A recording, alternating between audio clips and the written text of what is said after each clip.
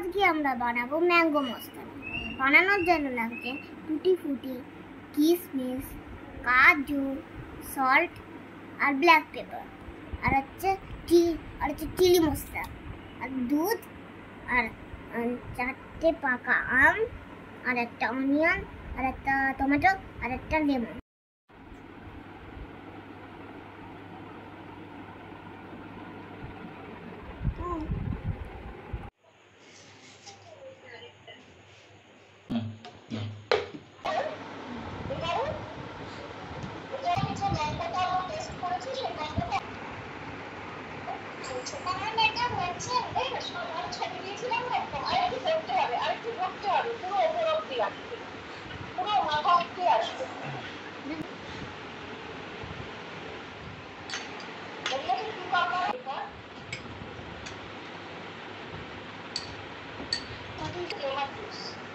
lemon juice